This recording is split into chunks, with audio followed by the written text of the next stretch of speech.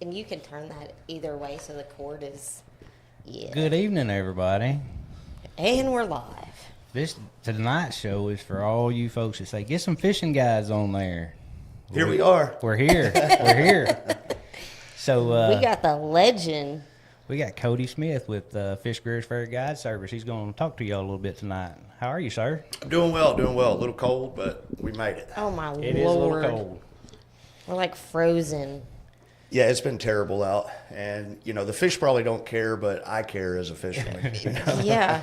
We were actually talking about that at lunch because they were telling me about the boat going across the Narrows. Oh, yeah. I was like, okay, whoever's in that boat is not right in the head. That's right. That's right. They're not. Well, you know, we are special. It's a special breed. But Well, I mean, Yeah. he has told me stories about, you know, having to let the boat thaw off the trailer. oh, sitting in the that's water. a real thing. Yeah. It is Yeah, a real no. thing. Yeah. I learned that on Cache River one time early on in my duck hunting career. And, yeah, when you go to back the boat in and it just locks and floats sideways, it's Yeah. pretty tough. And that old bass cat, it takes a second to de-thaw, but we can get her going, that's for sure. No. But I've never been duck hunting, so I don't Right. know. Right. Yeah. I don't do cold. Yeah, just don't start. That's all Yeah, I can say. no. Don't Yeah. start. It's a hobby you don't need. We backed in one morning and everything was unhooked and unstrapped and fired a big motor and put it in reverse and she didn't budge. No. Start seeing the truck roll backwards. That's a bad sign. Yeah, that's when you know it's time to go back to the house. Hang That's on a right. minute. That's right. But the fish bit, so that was good. Yeah, and typically that is one thing that I've seen throughout my years of doing this is you know the fish really don't care, and sometimes the worse the weather is, the better they fire. You know, it's like they want to eat, and I don't know what it is about the snow that's coming down, but I've had some fantastic days. You know, Yeah, if you out can there. get on the water, don't pass it up. That's it. That's it. If you got a buddy with a boat, go with him. Yeah, You know. Because people make fun of me because October to the next couple of weeks, it's kind of the window. The rest of the year, everybody else can kind of have it. I mean, Right. I'll fish the night tournaments, but It's what you like to do, and as anglers, we're all a little bit different, you know, and so A little special. that's right, that's right, Very special. real special. But no, we all have our strengths that we like to play to, I think, and you know, if you're a cranking guy, moving guy, reaction bait guy, you know, now it's hard to beat. Yeah. I mean, right now is the time to be out here. And boat traffic's low. You know, I know we got a ton of listeners and people that view this that are all about their wakeboards, pontoons, and partying and having a good time out there. And that's great too. But as an angler, man, the next couple months are going to be really special. You know, not only here but across the southeast. Oh, yeah, I'm sure. Yeah. I'm sure. so tell Yeah. us a little bit about yourself because you didn't grow up here. No, we've been here for going on 20 years now. I grew up in West Tennessee. Most of my family is all from the Pickwick area on the Tennessee River where Kentucky Lake and Pickwick meet. And so I grew up fishing as a river rat, you know, with my father and competing with my father. He was actually in charge of several bass clubs when I was growing up. And I can still remember my first bass tournament, you know. And so the fishing bug hit me pretty early. And I was very fortunate enough to have a father that would throw me in the boat and take me as his partner. Absolutely.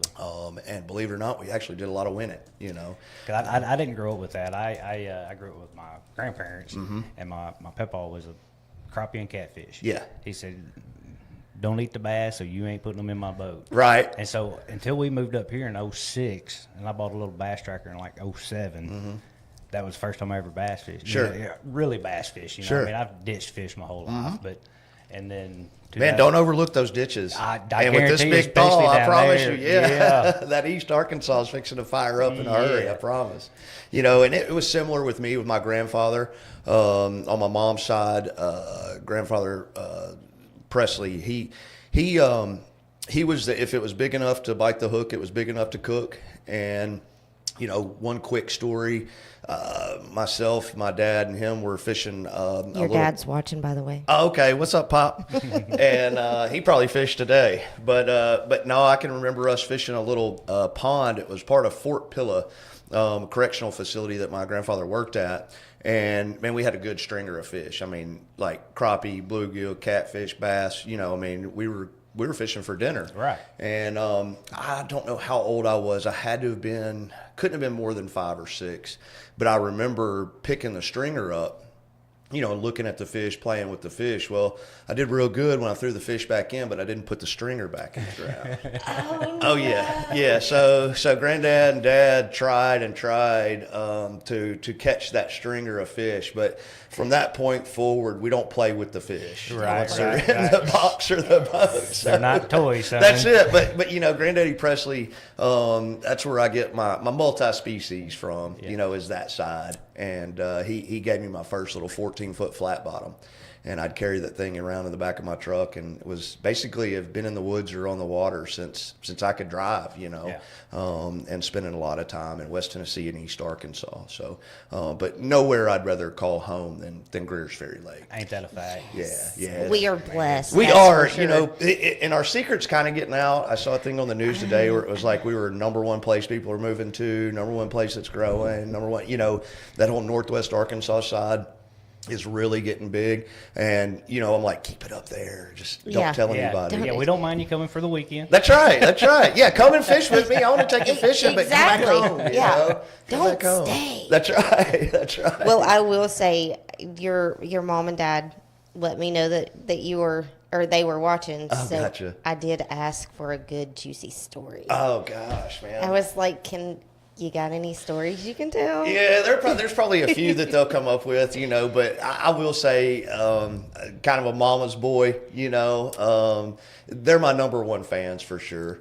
And it's nice to have that support. And that's something that a lot of people don't have, is the support, and that's what it takes in this Absolutely. business. Yes. Got to have the support Yeah. from your family and your friends first. So we've got a question here. Cody, have a one that got away story? I have a few of those, as a Oh. matter of fact. Let's talk about one that was real recent. I had one of my dear friends, Dan McKenzie, out, and he had his grandson, Lewis, with us. And this was like Lou's first on a bass boat trip, whole 9 yards. And me and Dan are really good buddies, talk to him weekly, and duck hunt with him and everything else. But we've got his grandson in the boat, and we pull up to a pile of crappie. And so I'm basically teaching Lou how to cast and present his bait on the live scope. And, with the younger generation, man, they pick up on it really quick, and especially if you get results. And so he's got a crappie hooked, and it was, a nice keeper, 10, 11-inch fish, good crappie for Greers Ferry. And I look down, and all of a sudden it disappears, and the rod loads up. I was thinking, is that a big catfish? Is that, is the largest bass I've ever seen in my life on Greers Ferry Lake, easily over a 10-pounder. And I think I've seen that fish on my live scope twice since then. But that fish actually inhaled that crappie, took off running. So I flipped the bell on the spinning reel of Lou's. He was sitting next to me. And he played that fish up to the boat twice. And then he finally was able to get the crappie out of his mouth. But that's one that kind of haunts me, because that is probably the largest bass on Greers Ferry, maybe in existence. Exactly. It very well could I be. mean, it was definitely over a 10-pounder. Fishing in Texas, like I have over the years, I guided down there for 8 or 9 years in a row at Lake Fork in the spring for a couple weeks at a time. And so I've had several fish over 10. We had one fish that was 12 3/4. It was 4 ounces shy of the Share Lunker program. And this is all way before the advanced technology that we've got now that's actually enabling these guys to target these bigger fish with accuracy. Let's talk about that cheating a little bit. That's right. And unless they raise a white flag up and tell you what they want to eat, when they want to eat it, and how they want to eat it, I say it's fair game. Yeah. Yeah, because I tell people, if you want to do it, just go buy you one, and I promise you, you're going to want to throw it in the trash before you get good with it, right? Because you're going to throw it so many things that will look at it, will bump it, will talk to it. Yep. And you're just going to be like, I'd rather not even know they were there. And as a guide, I've said that before, it makes me wonder how we even caught them like we did before live scope and the live imaging. I've been real fortunate to fish this technology since it basically came out. Mm-hmm. Jones Marine Electronics in Texarkana takes care of me with all of my electronics and everything I need for the boat. Great guys, Michael Yoder and his crew down there. But when you see these fish and they react to the boat, and you as an angler, I mean, I can remember when I was first starting to guide for crappie with regularity, it was all about seeing the fish on the brush pile with my 2D and my down scan, side scan, dropping a buoy, and I would get on top of them, and we'd measure off 14, 12 foot, how much ever line, and basically we're just presenting our bait to them, directly over them. Mm-hmm. In the last 3 years, I haven't been able to get my boat directly over a school of fish, much less catch them. Because they're aware that we're there now. So I think the fish are changing with the anglers, and Mother Nature's never going to let you get one up. Oh no, not at all. Not at all. So I do have a question. It says, what kind of boat do you take people out on? Just have a 1 or 2 person limit, or the whole family? So I've got a team of guides that actually help me on larger parties, corporate stuff. We do quite a bit for International Paper, Kroger International, John Deere, where we may have 7, 8, 9 different boats on the water at times. And I've got some of the local guys here that are some of the top fishermen in the state that will help me. But for smaller parties, I typically like to have 3 in the boat. I fish out of a 2020 Bass Cat era. It's all set up with Millennium fishing chairs. So, I can fish 3 comfortably plus myself. Mm-hmm. If we get into more than that, typically I'll have Cameron Rhodes. He works full-time for me as well as a guide for Greers Ferry Guide Service. So, we can stay together, we can fish in tandem, or we can have a mini tournament, or however, the clients want to play it. But sometimes with families with smaller children, say in that 5 to 9 range, they don't take up a whole lot of space, and I can keep both my hands on them in the middle of the boat. So there are times that I'll run 4 plus myself, but typically 3 is max. And crappie fishing, I prefer 2 because I'm coaching from the rear, and that allows my 2 anglers up front. They've got a 22-inch NBT to stare at, and I'm looking at a 16-inch at the rear. So I'm physically coaching and taking control of the boat, and helping you with presentation and things of that nature. So it's a lot more personal if you got just 2 guys in the boat for the way that we like to catch them. That works out pretty good, doesn't it, with the spot lock, and now you can see the front screen, the back screen. It does. Definitely have them in tandem. Yeah. It removes me from the picture up front. I can stay out of the way, and for me, it's basically like, playing my own video game. Exactly. I've got 2 players on there that I'm trying to control. It's real virtual reality. That's I'm not it. looking through goggles. It's right in front of you, and once you get them dialed in, and that typically doesn't take long, but I just coach through the day, and that allows me to run the live well, get you back in the water, get you retied if you're going to get hung up, and just keeps me out of the equation. Last 2 or 3 years, I've been taking out some of the kids for the Bass Nation. Yeah. And, dude, I've gotten where I just absolutely love it. I'll get back there I'll put my butt seat in the back, get my remote out, and I'm like, y'all just have at it. Keep it in the water, and we'll have fun. And that's the thing with the technology that we've got, there's really no excuses for not taking the kids now, because you've got full control of the boat. You can put them in give them the best opportunity possible to land fish and to get them hooked, And some of my favorite trips are absolutely little boys, little girls, 12 or less, that have the fishing itch and don't even know it yet, And the key with them is they don't care if they're catching sunfish, bluegill, catfish. They don't care. Get me a bite. Something exactly is biting their hook. Okay, so I was told to ask how many fish he has caught on the fish dinner lures founded on Greers Ferry Lake by Mr. Fred Carpenter. Okay, who was it that asked that question today? Joel. Okay, there's no telling how many fish I have put in the boat with Mr. Fred's spinner. Okay, Mr. Fred Carpenter, he's passed now, but when I was first getting my feet wet in the guiding world, I would always see this big bearded older gentleman down at the boat ramp in his little, tin boat. He had like a 15 horse on the back of it, but that's all he needed because he didn't go anywhere but around the corner. Mm-hmm. And we called it the cut at Old 25. And so me and Fred actually developed a really good bond. He gave me this inline spinner. It's like a big rooster tail, basically. And man, it catches fish. I've caught fish all over the country on that bait. Pickwick, I was actually guiding there. This has been several years ago in the fall, and we were catching big smallmouth early, and then we'd swap over and we were fishing schoolers. This is late October, early November, and schoolers over grass. And matter of fact, it's when the Alabama rig first came out. Paul Elias won a tournament on it, and so I was at Pickwick that next week, and man, I'm trying to figure these fish out. I tied on the glitter spinner by Mr. Fred. They started annihilating it. And I just think it's a profile that they don't see a whole lot. But guys over there throwing this Alabama rig, and, I'm like, what are you doing? Yeah. Is that even legal? I mean, this contraption that you're throwing, of course we know now, as deadly as can be. I mean, and that's one of those things like talking about the cheating and stuff and the technology and everything. The Alabama rig is not what it was. No, and not it's close. saturation. I think the fish, just like we were talking about with the crappie kind of easing away from the boat, it's the pressure, and they've seen it so much. But at that time, I didn't know what it was, and the world didn't, and now we do. But yeah, Mr. Fred Spinner and Mr. Fred Carpenter, I got to speak at his funeral, and he's a mentor to me, and awesome. and about this area, and he had it down to a science, man. He had a little 5-pack box of these baits. It was inline spinner and spoons, and he was brilliant. He packaged it in a styrofoam packaging like you would buy a fish dinner.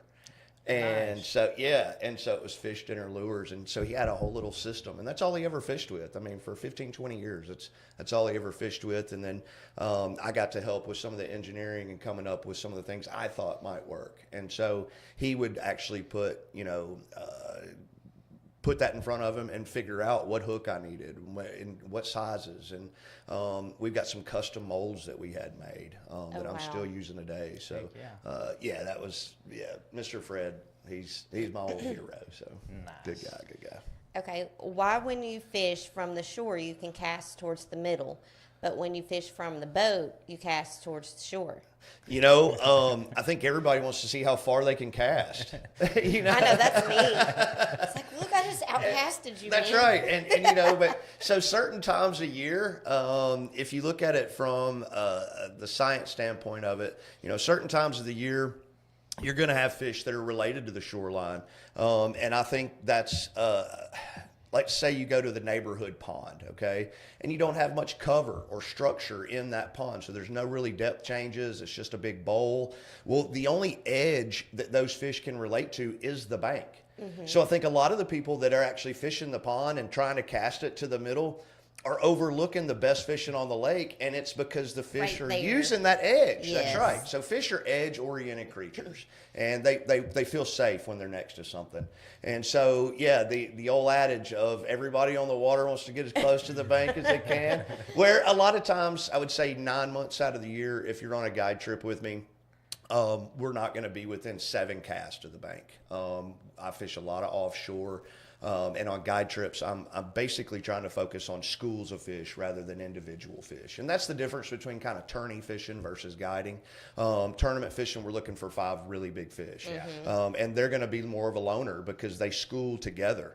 And so, not saying you won't catch a 4-pounder mixed in with some 2s, but those fish that are 5 or better are typically going to be in like schooled fish. So here on Greers, we just don't have that high of a population of those fish, so they're going to be more isolated. So, in guide trips, we may not be necessarily focusing to catch the biggest, we want the most. Right. And, it's kind of the age-old progression of the fisherman. I mean, first you want to catch one, then you want to catch several, then you want to catch as many as you can, and then when you come back down that scale, you're trying to catch the biggest that you can. Yeah. And so you're forfeiting the experience and the multiple bites for those big single bites that you get. It's kind of like deer hunting. I mean, same way. If it's brown, it's down, and then all of a sudden, you're like, how old is this deer? Right. The population's different. That's right. Okay, so one viewer went to your page and seen you had trout fish. Does that mean that you also do little red? I do. I've got a boat set up for it too. We've got a 21-foot Supreme with a 40 jet on it.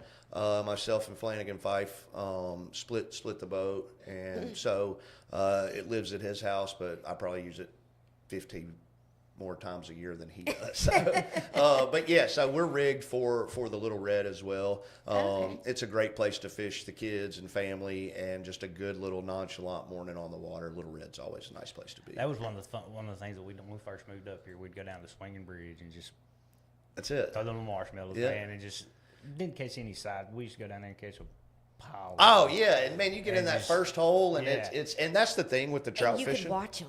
Oh yeah, Take yeah, it. yes, and so it adds another element, and we're very fortunate to be in this area where we are in the Yes. country.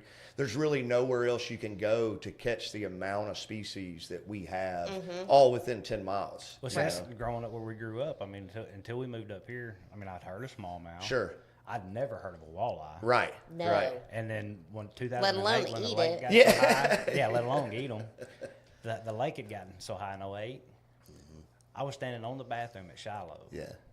catching walleye and smallmouth like Out of the stupid. bathroom. Yes. Yes. And the locals were like, "What'd you do with the walleye?" I was like, "I threw them back." Right. Well, you're an idiot. Yeah. All right. Well, my bad. Not no more. That's Greers Ferry gold right Yeah. there, you know. So, but no, we're fortunate with this area and what we've got available, and that's why I try not to get so species specific or hung up on one style of fishing.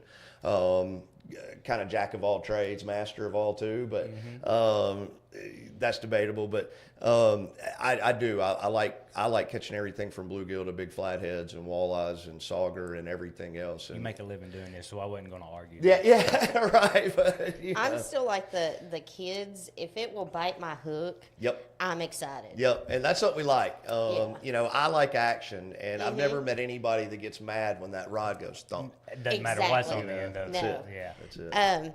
Okay, so what does Cody still want to accomplish in fishing?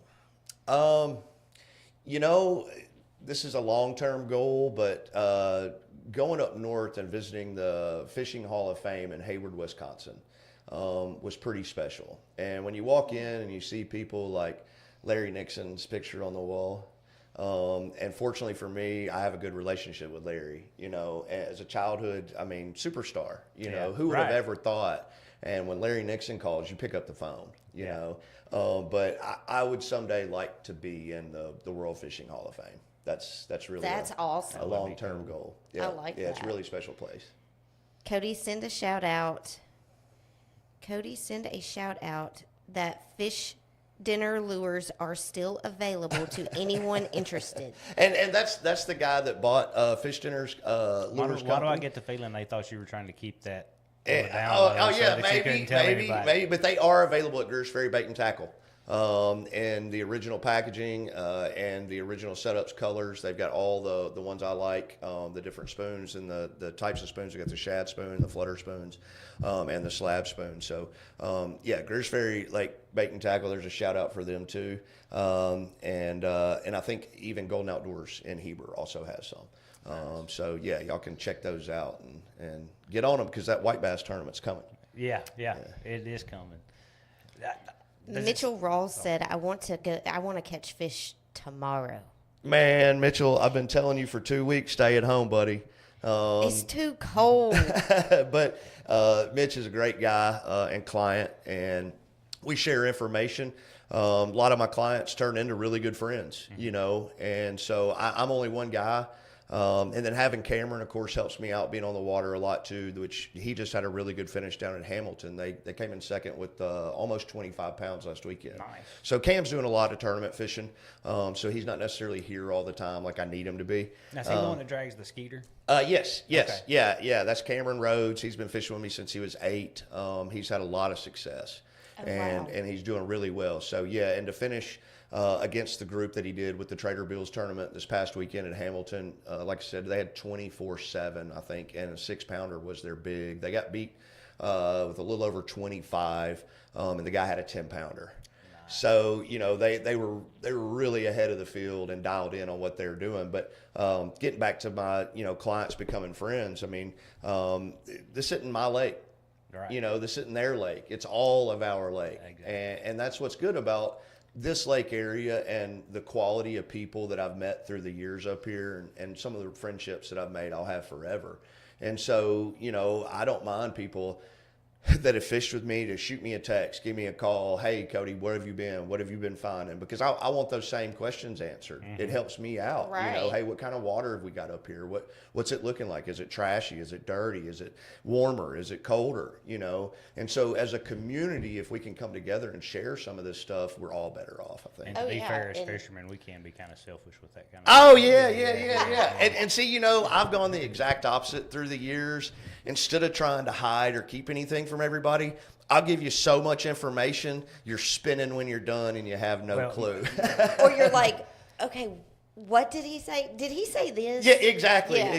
And then, you know, as a client, all you got to do is shoot me a text, give me a call, I'll line you out. Well, here's one thing I've learned tournament fishing. I've only been doing it since 2018, but my partner and I,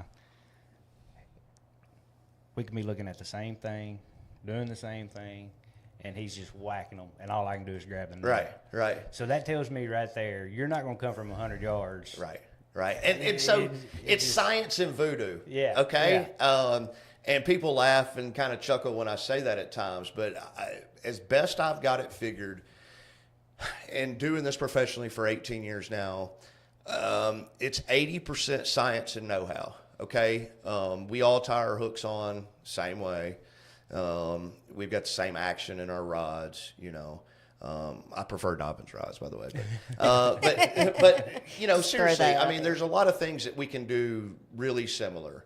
And then you got 80% science, all right? The fish are here. I'm looking at them. They're reacting. They're not reacting. And then, man, I'm going to have to go with 20% luck factor. You got to be. And, you know, there's a lot of pro guys that will tell you, oh, there's no luck involved. I want to tell them they hadn't fished long enough because I have seen it, you know. And I'm not talking about the difference between a good day and a great day. I'm talking about a great day and a poor day, and you're around fish, and you cannot make them bite. You cannot make them bite. So there's something to be said about each and every angler, be it a 4-year-old or my oldest client's 94.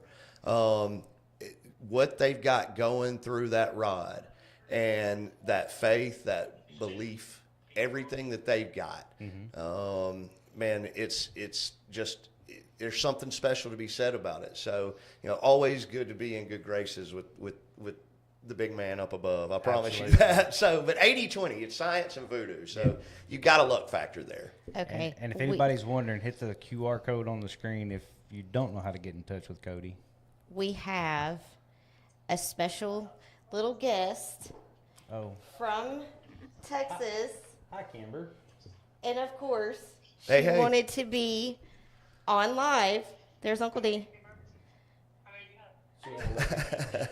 Kimber, look at the camera. What part of Texas is she from? She goes to school in Bowie. Oh, okay, nice. Okay, tell Cody bye. Lots of big fish in Texas. Bye, Cody. See ya. Thanks for calling in. Love you. And see, man, that right there just gets me fired up. You know, people that buy into it and just love being outside, being involved, and you know. This kid, anything from bees, to goats, to horses, dogs, she loves it all. She loves anything outside. That's awesome. That's our youngest niece. Awesome. And she'll text and she was like, "Can I go on?" Well, yeah, I'm not going to tell you. Of course you can, yeah. Anytime. And then when you wake up in the morning, get outside and do something. Exactly. You know? She has been sick, so don't go outside. Right. Any species you're still hoping to catch? I've been very fortunate in the freshwater side of things, and been dabbling the last 5 to 7 years in the saltwater side, and really starting to enjoy the saltwater fishing quite a bit. But one bucket list item for me is I would like to go to the Columbia River in Oregon and Washington and catch the giant sturgeon. These fish are dinosaurs, okay? They're 9 to 15 feet long. Holy crap! yeah. That'll eat you, Yeah, Cody. yes, it's the largest freshwater fish there is, and they've done some reintroduction with the sturgeon here in Arkansas, Oklahoma, East Tennessee, and then up the Mississippi River Valley, and upwards of the upper end of the Mississippi and the Missouri. So you're talking about fish that are 100, 150, 200 years old. Yeah. And so not to catch it, clean it, nothing like that. I want to catch, photo, and release. But that's great question. And for me, somebody that has pretty much done it all, seen it all, been all over the country, and been very fortunate to do what I've done at this point in my life, the sturgeon is definitely on my to-do list, and the best place to do it is the Columbia River in Oregon and Washington. So you were talking about saltwater. You don't take your boats to No, saltwater. no. I was fixing to say, because I heard that's a whole process. It is, and I'm too lazy for that. Well, at least you're honest about it. Yeah. To be fair, when I get home, I want to unhook and go eat my dinner and go. That's take a it. nap. That's Yeah. exactly Yeah. right. And for me, and most of my clients know that when I get home, I'm going to take me a nap. Yeah. There you go. I'm going to take my guide nap, and Yeah. my buddies have a lot of fun with that too. But I'm sure. but no, the saltwater fishing, it's best to pay an expert. And it's just like when you come here, it's like that's the reason you hire a guide. And it's to get the best experience you can for the time, and your time is money.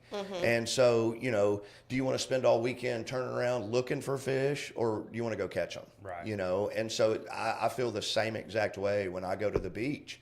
I'm not prepared to do all that. And somebody down there is, and that's what their profession is. Because we know Billy loves the beach. Oh yeah. Well, my idea of the beach and her idea of the beach are totally different. Yeah. Okay, I agree. and so, hey, buddy, the best thing you can do is say, "There's your keys. Hit the dough, and I'll see you when you get back." So I fish on vacation. That's how sick and twisted I am. I'm not much of just a beach layer. He's not either. No, so I have to be fishing. And so like last summer in August, we went down for Cameron's we were down there for his 21st and 22nd. But last year was his 22nd birthday, and we spent it at Fort Morgan. And you still got really pretty water, okay? But the fishing's awesome from the beach. And, man, we got into the mangrove snapper. And if you like saltwater fish, it's hard to beat a snapper or a grouper. Unfortunately, I'm not eating one yet. Oh, dude, it's the best. And He's not a saltwater. He doesn't like eating and saltwater. that's okay. Stuff. That's all right. We can introduce you into that world. I think you'll like it. I was calling a beach brim. But man, they were good, solid fish, and you can catch them from the beach, and they clean up good, and I mean, they are delicious. So I've really enjoyed the beach fishing, and chasing the trout and the redfish, a lot of fun. A couple years ago, I had a really good client of mine that actually took me to the west side of Louisiana, and we got to catch triple tail. I didn't even know what a triple tail was. And the guide was freaking out. Ended up catching the second largest one he's ever seen in his bow. It was a 17-pounder. Oh, wow. And Zeke and Lizzie serves it at least once or twice a month, triple tail.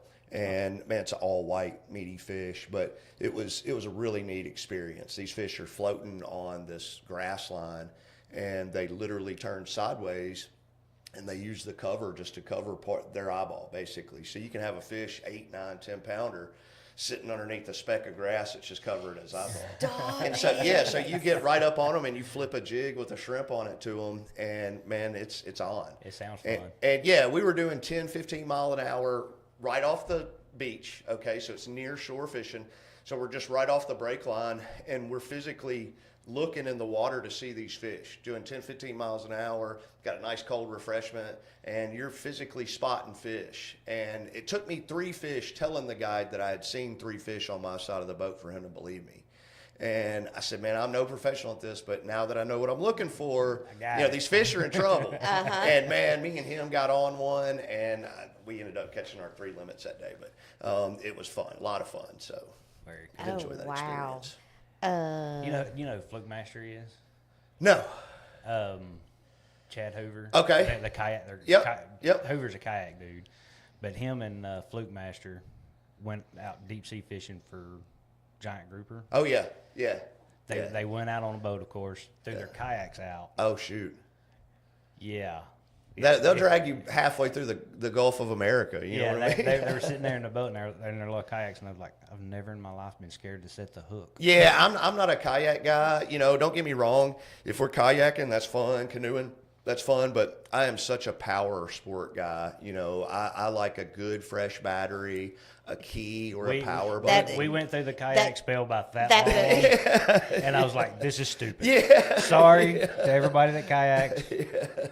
No, and I totally get it, and you know, it does open up the sport to a lot of different people. But being with a trolling motor my entire life fishing, the paddle's got to go, man. Well, I mean, but there's kayaks that's got the trolling. Yeah, but like you're talking about, I mean, we grew where we grew up. I mean, it was 10, 12 foot.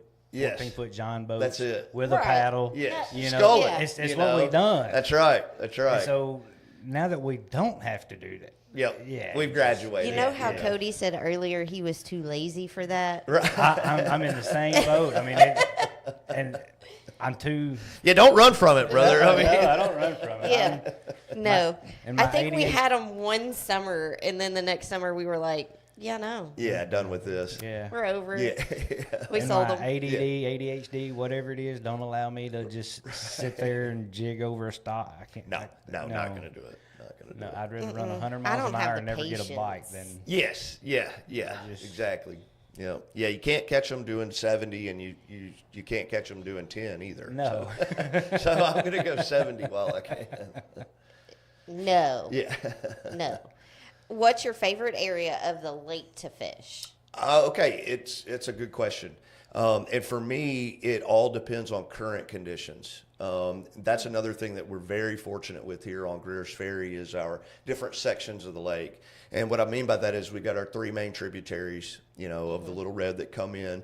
And you've got South Fork, you've got Middle Fork, you've got Devil's Fork, and then several other smaller tributaries that make up the north end of the lake. So at certain times of the year, primarily spring and fall, I really enjoy fishing the north end of the lake. And when it's fishable, like right now, it's really tough because you got all of that run-in coming in, and you got a lot of the debris. And so my insurance company's, you know, I have to get a new one like every 2 years because I go through so many lower units. Mm-hmm. And so I try to be as easy on my equipment as I can be.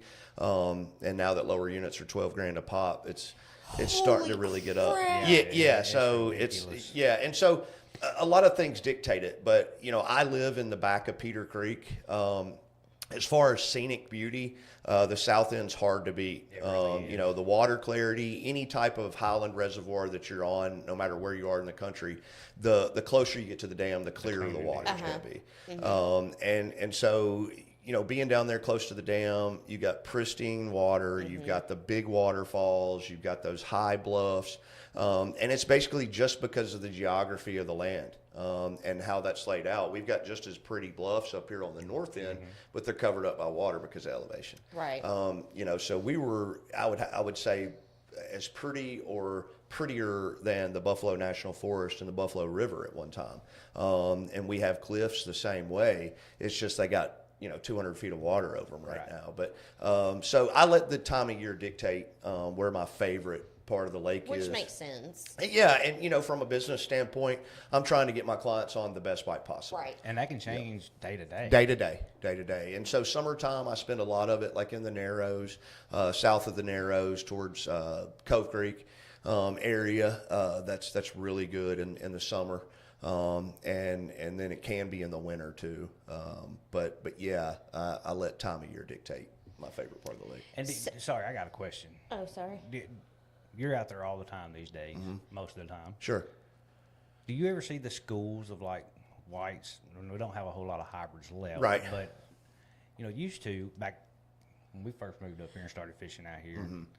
I mean, you could just all right. So the surfacing action, I guess, is what you're getting at. All right. So there's two trains of thought on that. When y'all first moved up here, we were kind of getting to the tail end of a surplus of bait fish. All right, so the bait fish and the shad that were left in the lake were running for their lives. And the fish had them so surrounded and so corralled up that they would go to the surface a lot more. Now we've got such a high volume of shad that the fish aren't having to work near as hard to feed as much. And then you don't have the numbers of fish in those schools pushing the shad.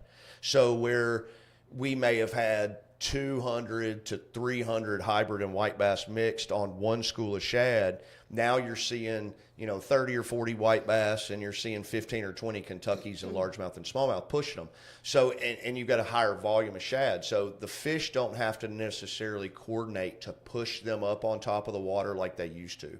And where you'll see that is if you've got smaller balls of shad, like we're fixing to get into in the next 2 months, you'll start seeing the shad come in waves, and they're going to start spawning again at 58 degrees. And so you'll have smaller pods of shad with higher volumes of fish, and those fish you will see start to come up again. But it's just a volume of fish still on the pressure that they were putting on that shad that we had. And it's very impressive to see all the bait balls these days. Yeah, it's awesome. It's awesome. It's what it takes. Yeah. You got to have food. Yeah. Doesn't matter who you are, what you are. That's it. Game and Fish has done a great job with recruiting and keeping shad in the lake, keeping the numbers down on the predatory game fish that we like to chase so much, whether it's catfish, brim, walleye. They all got to eat. And so for Game and Fish to continue the shad stocking program like they have, big hats off and kudos to them. And then our local Corps of Engineers office. People don't realize how much money they have put into habitat improvement. And working with the Corps hand in hand like we have, and like the Greers Ferry Walleye Club has been a big part of it the last couple of times. We're adding habitat to an aging reservoir, and I think we're ahead of the curve than most of the rest of the lakes here in Arkansas because of simply the age. We're gonna have to start having habitat that lasts forever. But I'm talking about a large volume of the budget every year is set aside through the Corps of Engineers specifically for our fish habitat. And they don't have to do that. Right. And so over the last 8 to 10 years, having both entities, both Arkansas Game and Fish and the Corps of Engineers working together with the local anglers, guides, and people like myself and you as a fisherman, it's what it takes to keep this body of water going. And it's you can the proof's in the pudding. Yeah, you can see the signs That's of improvement. That's it. So we're very fortunate to have that. Yeah. What is the biggest fish you've caught on Greers Ferry Lake? I had a 39-pound blue cat. Shut up. On 10-pound line and drop shot, a number 4 hook. And so we've hooked some a little bit bigger than that. I had one fish that we hooked twice in 2 weeks last year that was over 5 foot long. And I could see him on live scope. I know it was the same fish. I actually had grandfather and a grandkid, and then I had 2 brothers in the boat with me on these 2 different trips. And we hooked it a third time, but it just came off real quick. But 2 of the times we hooked that fish, you could see it on live scope, well over 5 foot long. And it's a big flathead. And so you'd have to get him fired up. We'd go in there and we'd catch a few bluegills and a couple of Kentuckys off the pile he was living in. And literally you could see him come out and eat the nightcrawler. And literally, I mean, like the second time we hooked him, I thought we had him whooped. He went from about 37 feet of water out to 70. No trees, no timber, no nothing for him to get my client around. And after about 7 or 8 minutes, my client just got a little impatient. Yeah. And so I hated to see that fish go. But yeah, 39 is the biggest on my setup. Yeah. There's a lot of big fish out there. That fight was probably fun. Oh yeah. And I wish we'd have weighed that one. The one I was knocking in the head. Yeah, I was throwing a DT6, and that dude loaded up, and I thought, I done got caught up in a log or something, yeah. But it went down, and when it got down there, it just stopped. So I was like, it was weird. It was so weird. I'm hung up, like legit. So she got the plug knocker and had it all on video. And I lost the whole video. I lost all those videos. But anyway, she had the plug knocker, and we're up there for like 20 minutes, and she's got that plug knocker and just dropping it down there to thump, thump, thump. And the fish are just playing dead the whole time? Dead. I mean, literally. And all of a sudden, he was like, I'm done. Getting plug knocked in the head. Again. And he come unglued, and the fight was on. So then I started getting scared because I was like, holy crap, what if you just hooked like a turtle or something Right. and we're not going to get this thing off? Oh, yeah. We're going to have to cut the line. And you wanted your $8 crankbait back. He did. That's all I could hear about. And so then he finally come up and he rolled, and I was like, oh, my Lord. That's awesome. Yeah. And those are the ones that we never forget, you know. for sure. I had another similar story. This was a few years ago, and one of my best friends, Jeff Johnson, was up fishing with me on my birthday. And I usually go out and catch, I love catching big bluegill, like 10, 12, 13-inch bluegill. Like last year, I think my biggest was a 126. Oh, And wow. I mean, there's some really big bluegill in this lake. And so that's what I like doing for my birthday is it takes me back. You know what I mean? And so we're bluegill fishing, and I look over on the live scope, and there's a big dot sitting on a big tree. And I knew it was a big catfish. And man, I flipped over there with my drop shot, and he came off the tree and just ate that thing so perfect, you know. And and I'm like, yeah, I'll never land this fish. It's just, you know, it was fun. It was you know, fun. I mean, it was a big one, you know. And my buddy runs to the front of the boat, you know, and he's like, Cody, and we could watch it, you know, on live scope. So I had it lined up, and we're watching this fish run, and he kind of goes over a limb, under a limb, and he comes back to the boat, and I'm taking it easy. I'm just kind of letting him do what he wants to do, keeping the boat around him, you know. And finally, he got me into a tree, and he just popped it off. But when he popped it off, I'm watching him, and you see him coming to the surface and coming to the boat, and he just 2 foot underneath the water. And we could Taunted see you. him plain as day. He just goes right by the nose of the boat and kind of gave me the one fin, and then See took ya. off. Yeah. But and I'm gonna estimate he wasn't over 40. But you know, in that 30, 35 pound range, but just a fun one, you know. But He would have ate good. yeah, oh yeah. You steak him up. That's Oh, for yeah. sure. That's for sure. That belly meat's good. Uh-huh. We grew up on catfish. I love it. But for folks out there that are thinking about live scope, even if you don't want to go out and go fishing with Cody, go see what the video game in that everybody talks It about's is. about. I mean, you know, and there is. I can shorten your learning curve up big time. do you do any electronics I do classes? a ton. That's a real common scenario that people call me with and say, hey, I want to go up my boat. I want to go use my electronics. Can you dial them in for me? Can you get me in line? And of course I can. Because that's a big deal. I mean, because even me, I had a little ranch on my first boat. Mm-hmm. Now I've got Humminbird, and I just cannot get to like them. Yeah, and man, you know, I don't know what I'm looking at half the time. I have the luxury of having the best equipment you can buy, you know, with Jones Marine Electronics. You know, it's different when you're looking at a 22-inch screen up front. Oh, I'm sure. You know, but now not everybody can, you know, that doesn't make sense for everybody. When I went from a 7 to a 12, I was Oh, like, yes, yeah. And I so went to I the tell theater. everybody, it's the progression. Yeah, it's like a 9 is so much better than a 7. A 10 is so much better than a 9. A 12 is so much, and then like you go to my 16, and it's like, okay, this is awesome. And then you see that 22, and you're like, What the heck? what are we doing? You Yeah. know, and so, but from a guide standpoint, having the best equipment, Got to. it shortens the learning curve up. But now, where I was going with that was, you come to my boat and you've got a 12, I've got a 22. I teach you on the 22, and you go back to the 12, and you're gonna be like, "Where's my bait?" all right. And what are we doing? So that's why I do encourage people for us going in their boat and let me dial in their system, show them and teach them what we're looking at, because a lot of it comes down with experience and then catching those fish that I've been looking at. Yeah. So I know that white bass are going to school a certain way. Your largemouth, your Kentuckys, your smallmouth are all going to school a certain way. You know, your drum, your catfish, your carp. You know, they all have their own returns on that live scope. And, you know, more than catching the fish with live scope, it's almost better that you're culling them before you're wasting the time, you know, presenting to those fish. Right. Because let's just face it, if we're looking for crappie and we're throwing at Kentuckys all day, what are we doing? Right. We're just wasting the That's day. right. So, you know, I do teach that and show you what to look for, the different types of returns, and I do have a dedicated electronics trip. And typically about 3 hours is all you can take. It's a lot. It is a lot. You know, and, you know, side scan, down scan, well before live scope, I did a ton of side scan, down scan trips, and it's about covering water efficiently. Because yes, I'm on the water more than most.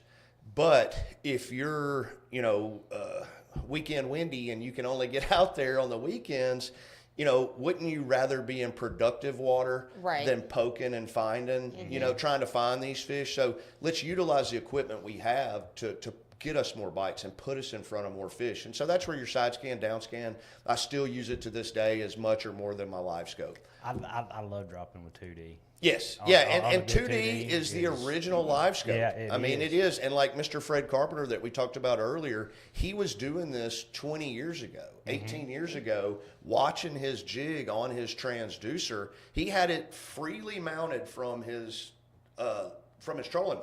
So he had his pole on the side of his boat with his 2D transducer on it, and he was doing nothing but fishing to targets. I mean, he was the original live scoper. Yep. Bert Cole's another guide on the lake back in the day. He fished with him, several other people. There's several guys and guys that fish that knew what they were doing with 2D sonar. Yeah, and when you got and I'll be honest, it was easy. It's easier for me a lot of times to see what I'm doing on 2D than it is live. Right, and it's because it's a finite area. Yeah. It's a finite area, so it does. But if you can understand that concept, understanding live scope comes pretty quick. Yeah, comes pretty quick.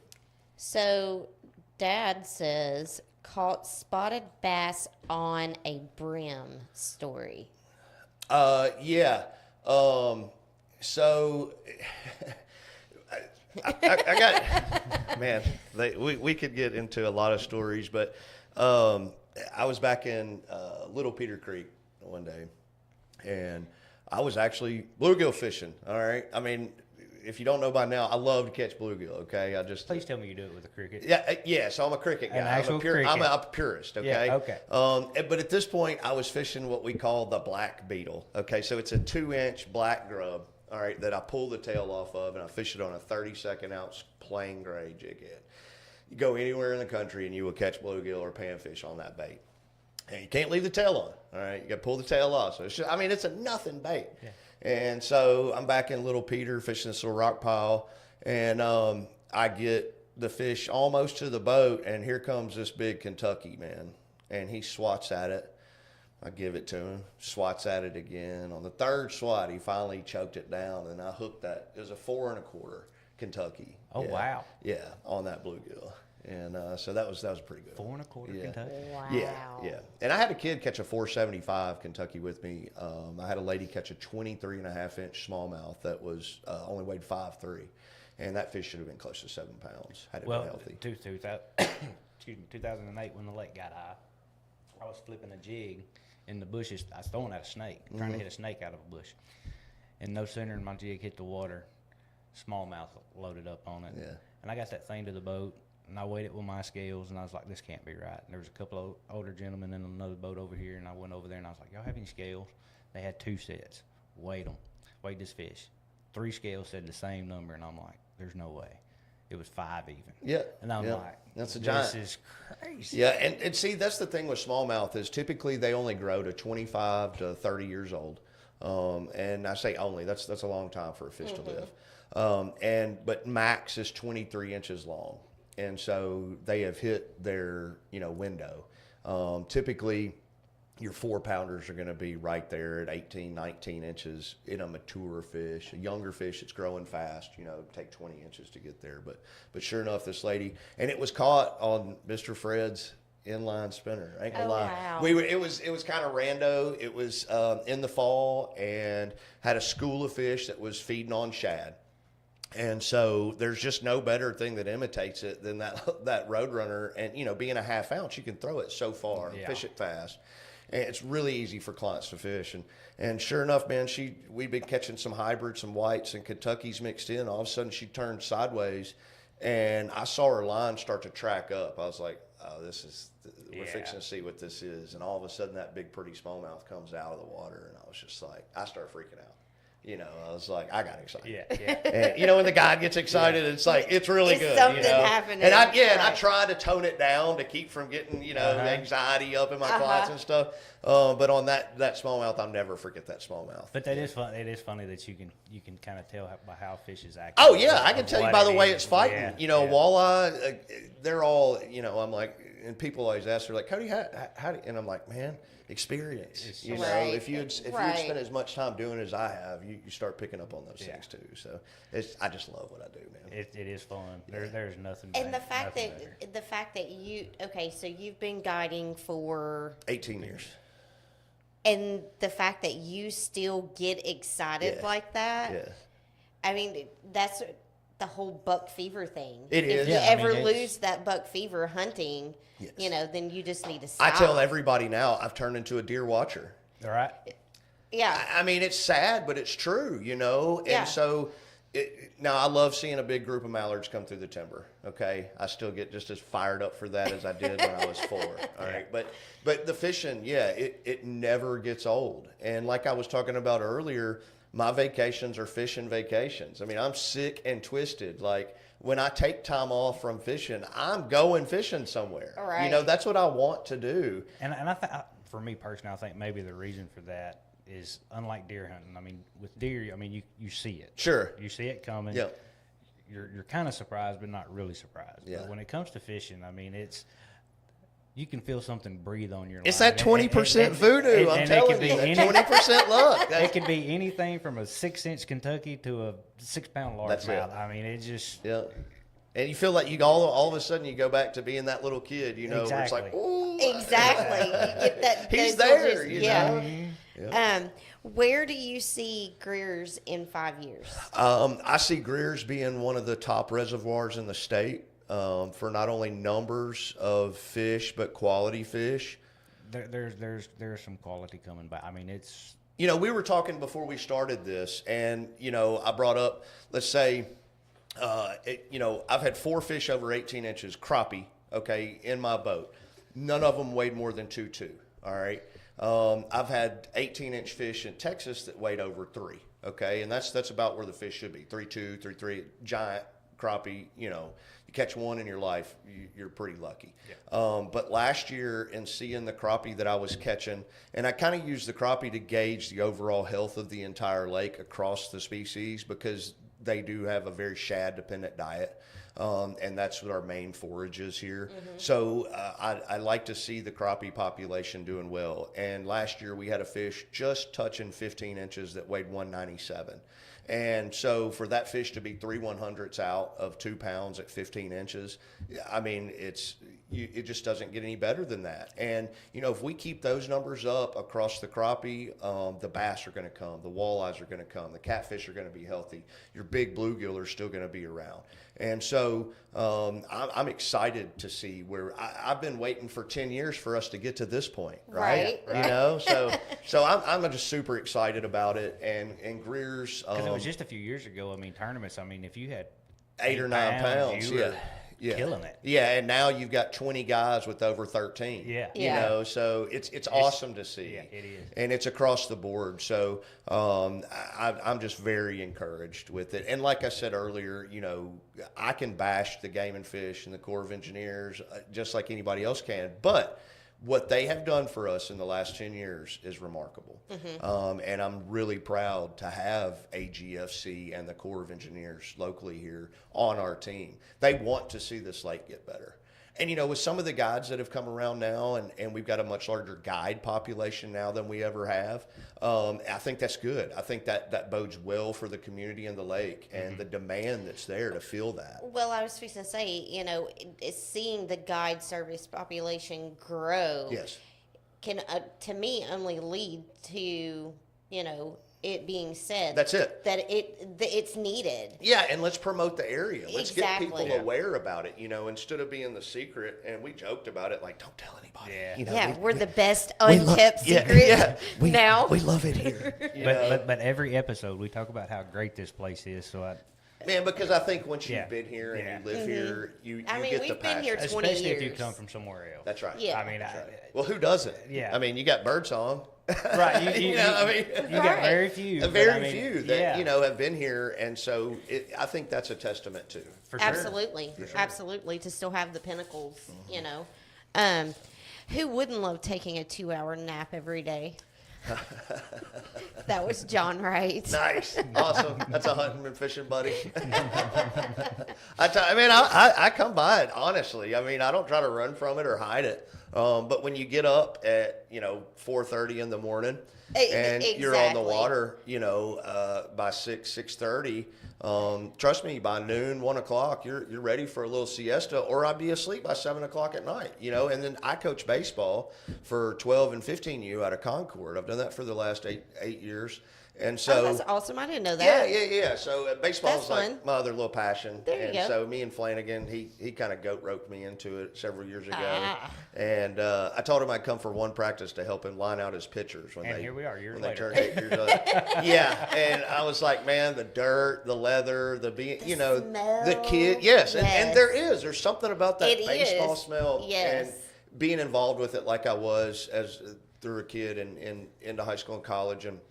It's something that is just a part of you, I think. So, well, to me, anything that you see, that when you can see a kid's true excitement, Yeah, that's the there's to me, and we don't have kids, but we have our nieces. But there's nothing better. That's right. Especially when they're not yours. Exactly. I can just send them home. That's it. And Yes. I'm very fortunate in that aspect that so many parents do trust me with their kids. Right. Both fishing and baseball. Right. Yeah. And I'm very passionate about it. I mean, nobody wants your kid to succeed more than me. I promise. Oh, yeah. That's what we tell. And that's the we're crazy your biggest thing. I mean, cheerleaders. we were told, a long time ago, grandparenting's more fun. Well, this is as close as we could get to it, is have nieces. That's right. And you're right. I mean, it's just there's something special about it, and you know that they've got their whole life ahead of them, and you might have a little something to do with them. Yeah, you've got a sliver of an impact on them. Because look, the nachos and the hot dogs are pretty good. That's right. I mean, that's what I go to the games. That's right. That's right. Well, who doesn't? They're not as bad as mom and dad say. That's right. That's right. Yeah. So no, it's fun. We take a little nap every once in a while, but hey, nothing wrong with it. I would take one every day if it was allowed. Right. Apparently, it's not Y'all allowed. got your hands full. You know what I mean? I mean, you got a lot going on up here, so and we kind of do. That's okay. Continue. Let me rephrase that. I continue to add to our plates, right. And he just chases me around with it. Well, so that's good. At least everybody knows their role. You know what I mean? Yeah.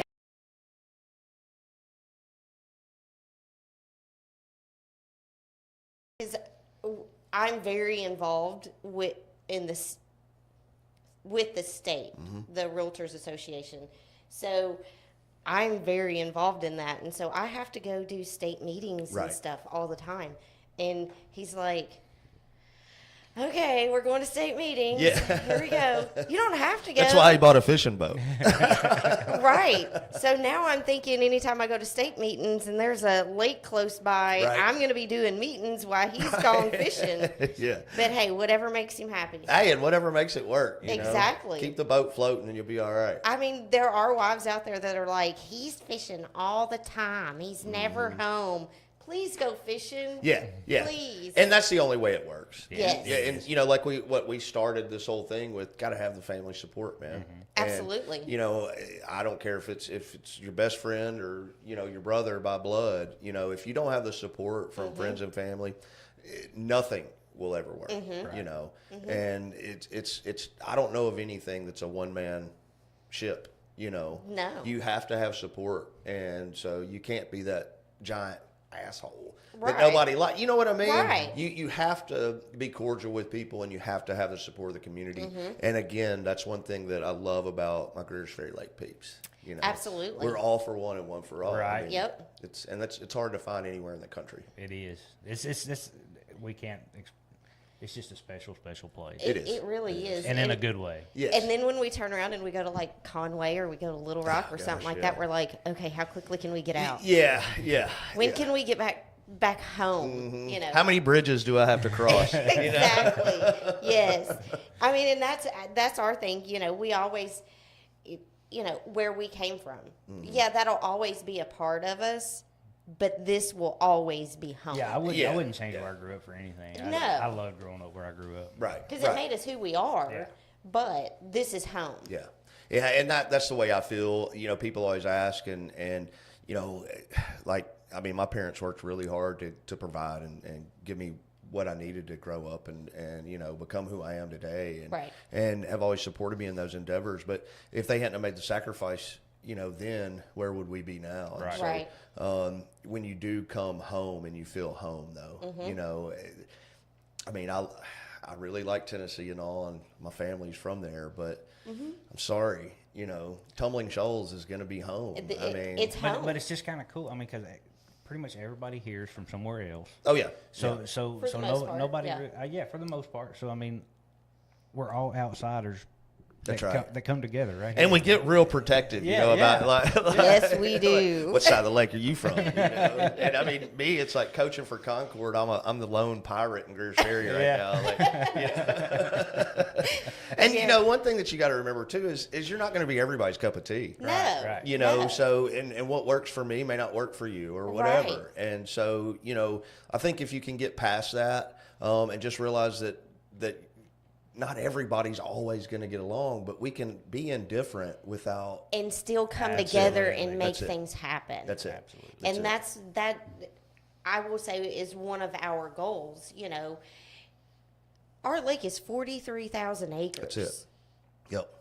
And I say ours, like Yeah, you 320 said, miles of shoreline. Yes. Yeah.